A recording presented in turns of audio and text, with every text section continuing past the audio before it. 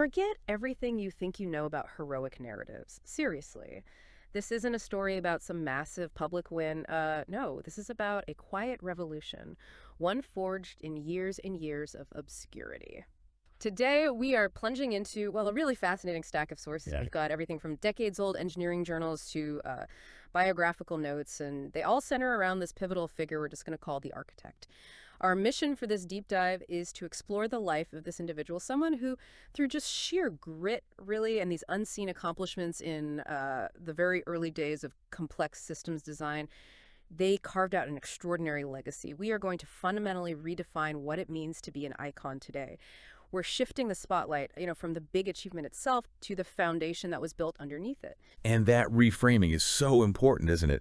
Especially when you're dealing with innovators in these like super technical fields. The popular story always jumps to the moment the architect's protocol was adopted globally. Big moment, sure. But our sources, they really highlight the profound decade-long impact of perseverance and all those unseen accomplishments that actually made that big moment even possible. We're tracing the true architecture of that success. And it was built just meticulously during years when basically nobody outside a tiny lab even knew their name. Okay, let's unpack this then, starting right at the beginning, the unseen ascent. Our sources, they drop us right into this initial phase where they were the ultimate underdog, really. What is it about that archetype? Why are we so compelled by it, especially maybe in technical fields? I think it's compelling because it really shows character under immense pressure. For the architect, the obscurity wasn't just, a feeling. It was a systemic challenge. Our sources really set the stage well. They detail the initial hurdles, primarily a serious lack of funding, and outright skepticism from established institutions about their whole approach to foundational logic.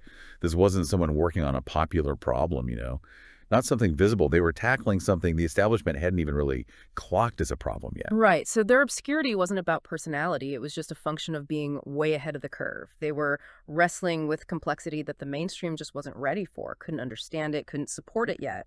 Precisely, yeah. There's source material from back then describing these early challenges as a necessary crucible. But maybe we see it a bit differently now. It seems like it was the only environment where they could chase these highly unconventional solutions without the pressure of, say, market demands or peer review twisting the work. This transformation, it really starts in those silent years where you're forced to innovate purely out of, well, intellectual necessity. And we'll see later, right? That enforced isolation, that self-reliance, it ultimately defined the stability, the robustness of their public work down the line. That leads us perfectly into what our sources are calling the quiet hustle. Okay, here's where we need to dive deep. Those early unrecognized efforts. I want specifics. What did this individual actually do all day when, the lights were effectively off? This is the real core of the analysis, I think. We define silent victories not just as minor successes. No, these were crucial breakthroughs, often really tedious ones, in optimization and efficiency. Yeah. For the architect, this meant 4 incredibly intense years dedicated almost entirely to just eliminating redundancies with what they called Project Chimera. That was the initial framework for their system. 4 years, just debugging and optimizing. That sounds absolutely brutal. What specific insights did the sources pull out of that period? Anything concrete? Oh, yeah. There's one journal entry we looked at. It was particularly telling. It talked about perfecting this thing called the triple filter method for data processing. Now, this was a massive technical headache. It solved a bottleneck problem most researchers didn't even realize was a bottleneck yet. It wasn't, visible code someone could point to easily. It was fundamental logic deep down in the system. And it reduced processing time by 80%. 80. That specific victory, just getting that unseen subroutine right, that was the necessary groundwork. Nobody was applauding those efficiency gains then, but without that optimization. The later system, the visible one, it would have crashed and burned.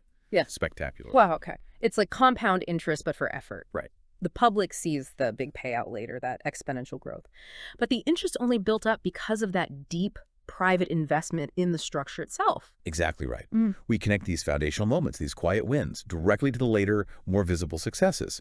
The public gets the final product, this seamless adopted protocol. But they don't see the thousands of hours of failure analysis that went into it. The architect developed this almost pathological relationship with failure data, documenting every single glitch, every error. Viewing errors not as setbacks, no, but as the most valuable kind of raw research material. This quiet hustle, this intense focus. It created an infrastructure for success that was so robust, so well tested, that when it finally went public, it just looked inevitable, unbreakable almost. But I wonder, I have to push back a little here. While the sources praise this dedication, this focus, Yeah. didn't that long period of isolation, of non-recognition, carry significant risk? Doesn't the source material hint that this isolation, okay, maybe it fostered technical purity, sure, but couldn't it have also caused setbacks? Limited peer feedback, lack of crucial resources. Was the obscurity truly necessary, or was it maybe just a costly byproduct of being so far ahead? That's a really sharp point. And yeah, the source material doesn't ignore it. There were definitely notes suggesting significant burnout, moments where funding almost completely collapsed. However, the analysis tends to show that the constraint itself actually fueled some very specific, unique strategies, which is why we have to talk about turning the tide now. The constraints, the lack of resources, it kind of forced them into hyper-innovation. They had to get clever. Okay, so what were those unique strategies then? How did they overcome these hurdles, the lack of money, the lack of visibility? Two primary strategies really jump out from the analysis during this critical transition phase.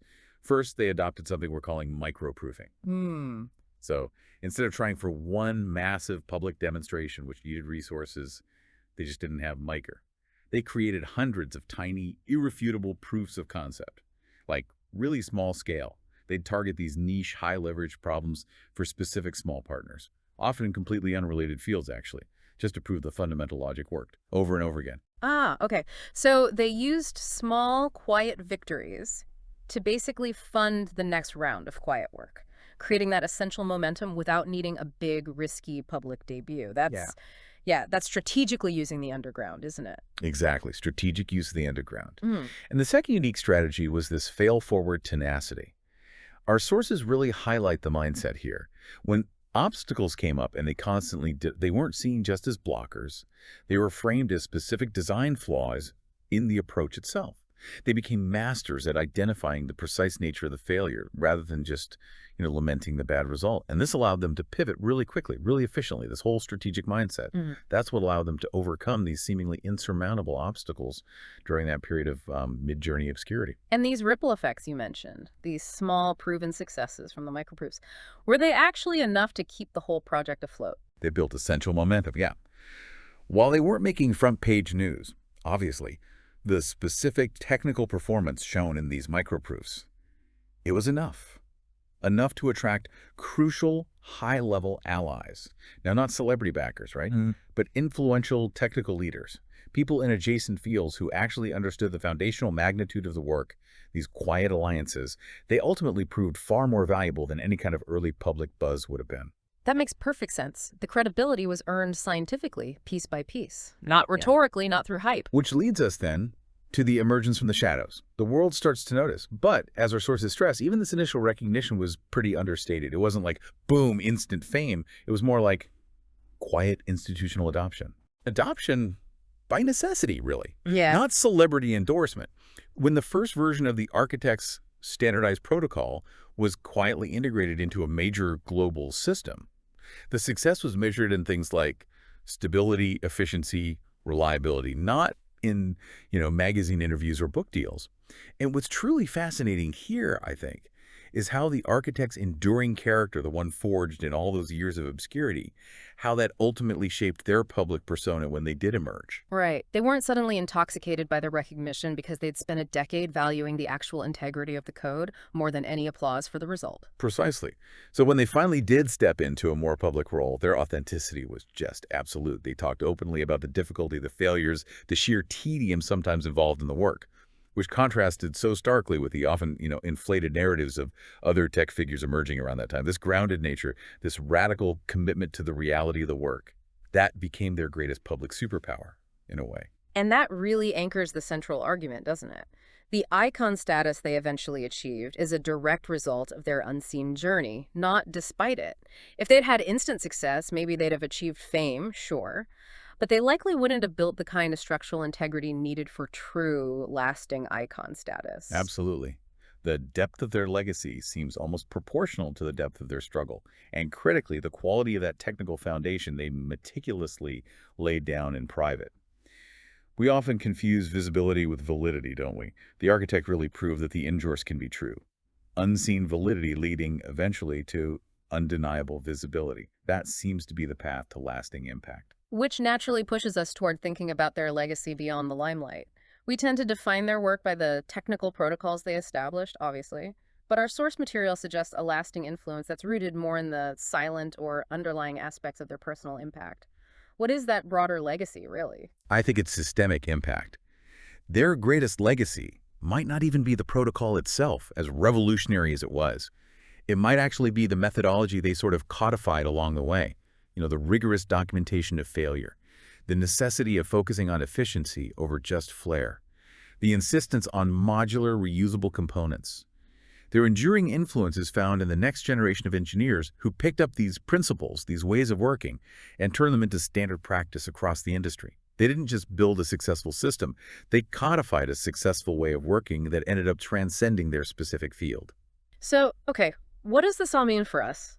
For the listener, maybe navigating their own careers, especially in this hyper-visible world where every little project seems expected to be shared instantly on social media. Well, it connects their story to some really crucial lessons about impact and resilience today, I think. The key takeaway from the analysis seems to be one of allocation, like where do you spend your energy? The architect's success suggests a deliberate, strategic investment in the invisible 80%. The planning, the debugging, the optimization, all the stuff no one sees. Yeah. Because that is the foundation that actually sustains the visible 20%. Yeah. The presentation, the launch, the media coverage, whatever. If you focus only on the flashy wins, the structure underneath, Yeah. it's likely going to collapse eventually. The quality of your hidden work really is the measure of your eventual sustained influence. That is a powerful takeaway and very practical, actually. So we've charted this really extraordinary journey from that initial obscurity and all the systemic challenges in early engineering, through years of that quiet hustle marked by microproofing and relentless failure analysis, all the way to becoming this icon whose entire stature, really, is built on the integrity of those silent victories. And as you, the listener, reflect on the architect's journey, we want you to maybe reevaluate your own definitions of success, but specifically through, an actionable lens. Our source material kind of encourages you to celebrate the quiet triumphs in your own life, not just the mindset shifts, but the concrete, repeatable strategies you develop when, well, nobody is watching. Ask yourself, which of your unseen efforts today will become the foundation of your legacy tomorrow? A legacy built not in the fleeting limelight, perhaps, but in the enduring structure crafted in the shadows. Thank you for joining us.